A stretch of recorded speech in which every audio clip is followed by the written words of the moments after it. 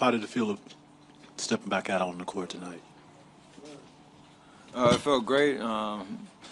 Real eager as of late, trying to get back out there and be with my teammates and do what I love to do. So to get back out there on the floor, play some playoff basketball, and get a big win tonight. It was huge. It was a good feeling. The crowd was crazy, and obviously we did what we needed to do in these first two games, going up 2-0, and we got to have our game travel to New Orleans. Steph, you were shaking your legs, you were clapping, you were standing up. How long did it feel to get to that 420 mark when you finally got to go in there and then to hit that first shot? A lot of that today. 420.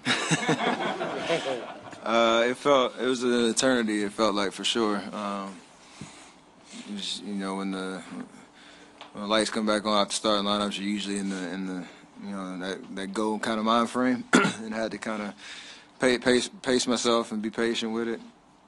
Seemed like it took forever, but it was a good feeling to get back out on the floor and just let loose and have fun. Kevin, you guys have been playing some grit and grind games.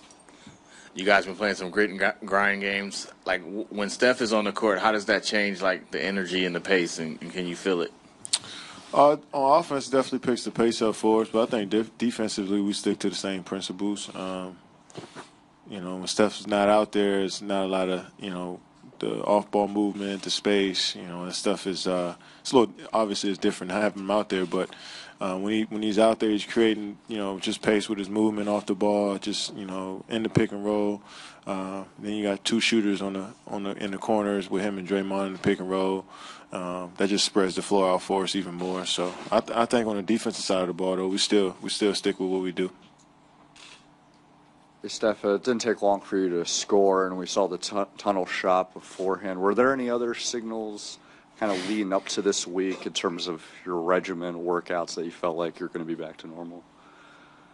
I mean, you put the time in. I've been working hard, working on my body, trying to get my conditioning right, and stay strong, stay mobile and whatnot, and all my workouts and all that. So when I got back on the floor, I'd have confidence in myself to keep doing what I usually do. But most of it has come from just being around my guys. The last couple of weeks of the playoffs and the last 10 games of regular season, just staying close, try to stay as plugged in as possible, so that mentally when you get back out there, you're locked in on a game plan and understanding what we need to do to win games, especially in the playoffs. So all that type of stuff really just helped me transition back pretty quick. Right here, guys.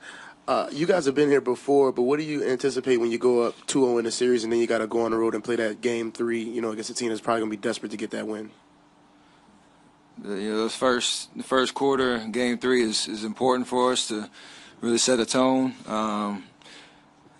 Understand that, like, our defense needs to travel and be our calling card as we go to New Orleans, because those many runs that they can put up when their crowd gets into it, it's a different environment. So that'll be the key for us to bring that energy, that effort, those first 12 minutes, and then be able to sustain it.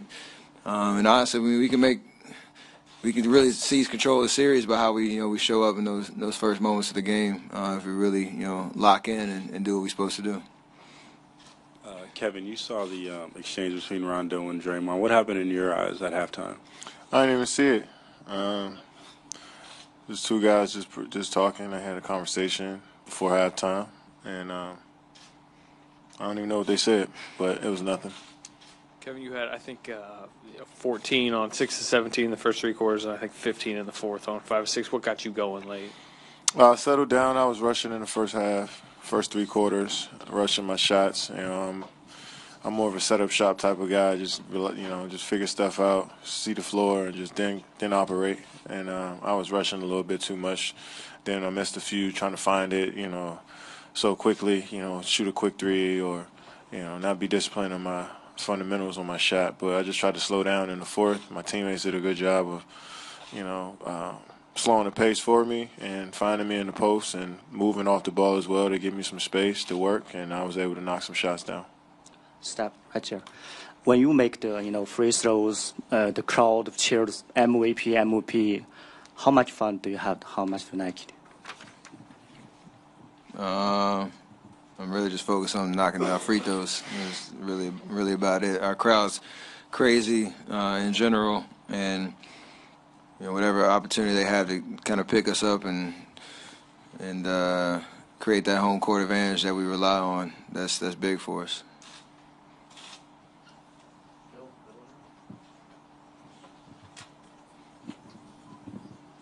Steph, you've seen it a lot before. In that second quarter when Draymond is tipping out rebounds and dunking and yelling and glaring at people, does that just all feel like a good sign for the Warriors? We love his intensity, and when it's channeled in productive plays, and whether it's stuff that doesn't show up on the stat sheet, or if it does, we really rely on that. And he's been playing amazing this whole playoff run, taking a challenge defensively, whoever he's guarding, being an initiator on offense, knocking down shots, timely shots like he did in the fourth tonight. It's just fun. It's fun to watch, and when his emotions like that, and he's having fun doing what he's doing, that's a big pick up for us as a team.